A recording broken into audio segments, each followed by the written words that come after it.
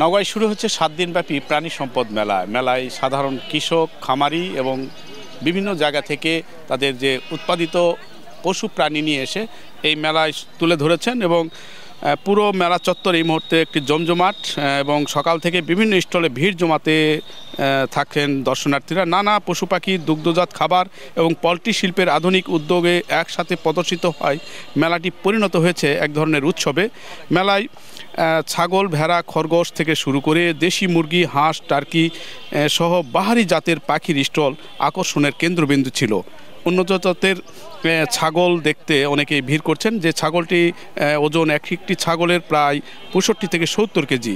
অনেকে খোঁজ নিচ্ছেন খাদ্য ব্যবস্থাপনা, আবার কেউ জানতে চাইছেন রোগ প্রতিরোধ চিকিৎসার তথ্য। এদিকে দুগ্ধজাত খাতকে কেন্দ্র করে ছিল জমজমাট দুধের পণ্যের বিভাগের বিভিন্ন স্টল। খাঁটি দুধ, দই, ঘি, মাখন, পনির, আইসক্রিম সহ নানা দুগ্ধজাত খাবারের স্বাদ নিচ্ছিলেন দর্শনার্থীরা। স্থানীয় খামারিদের উদ্যোগে এসব পণ্য প্রস্তুত হয় গ্রাহকদের উৎসাহ ছিল চোখে পড়ার মতো। খামারিদেরকে একটা টেকনোলজি দেওয়ার একটা চেষ্টা করেছি এবং সেটা হচ্ছে আইওটি ভিত্তিক খামার উন্নয়ন, যেখানে সমস্ত অ্যাক্টিভিটি খামারের এটা মোবাইল ফোনের অ্যাপসের মাধ্যমে পুরোটা কন্ট্রোল করতে পারবে। লেবারের ক্রাইসিস কিন্তু বাংলাদেশে বেশি। এগুলো ব্যবহার করার মাধ্যমে লেবারের ক্রাইসিসটা আমরা কমাতে পারবো। আমাদের ম্যান পাওয়ার আছে কিন্তু স্কিল্ড লেবারার নাই, যে কারণে আমাদের সমস্যা আমরা দেখছিলাম। তো সেই কারণে আমরা এই টেকনোলজি বা যেগুলো ইকুইপমেন্ট এগুলো আমরা ব্যবহার করা শুরু করেছি এবং আমরা বেশ ভালো রেজাল্ট পাচ্ছি। আমি এই বিড়ালটা অনেকদিন থেকেই পালন করি। আমাদের বাসায় আরও আছে। একটা শখের বসে একটা নিয়েছিলাম, এর মাকে নিয়েছিলাম। তো নেওয়ার পর 2 বছর থেকে ওকে পালন করার পরে বাচ্চাগুলো হয়েছে। তো বেশি বাচ্চা তো একবারে রাখা সম্ভব না, এই জন্য আমরা বিক্রি করে দিই। আমরা এখানে আসছি মেলা দেখার জন্য।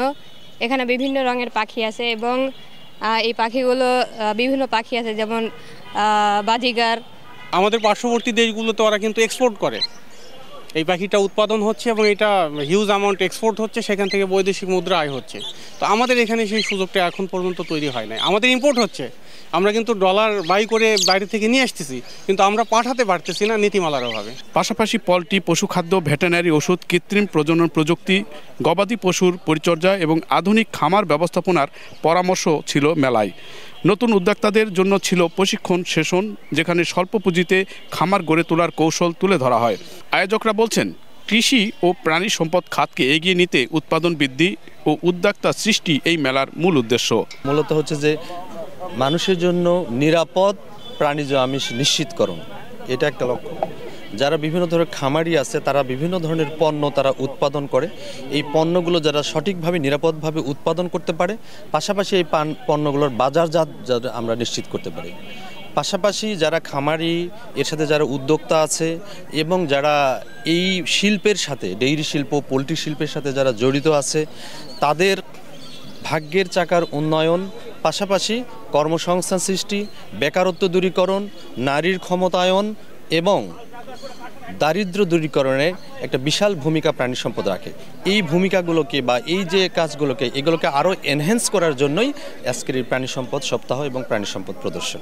দর্শনার্থীদের মতে গ্রামের মানুষের জীবিকা, অর্থনীতি এবং পুষ্টি নিরাপত্তায় প্রাণী সম্পদের ভূমিকা গুরুত্বপূর্ণভাবে তুলে ধরাই ছিল মেলার মূল আকর্ষণ। সব মিলে সপ্তাহব্যাপী এই মেলা সাধারণ মানুষের জমজমাট উপস্থিতি এবং বিভিন্ন স্টলের নান্দনিক যে উপস্থাপনা ছিল চোখে পড়ার মতো, এবং যা দেখে অনেকে অনুপ্রাণিত হয়েছে এই মেলার প্রাণী সম্পদের বিভিন্ন স্টল দেখে। নওগাঁর উপজেলা চত্বর থেকে এম আর রকি, সময় সংবাদ।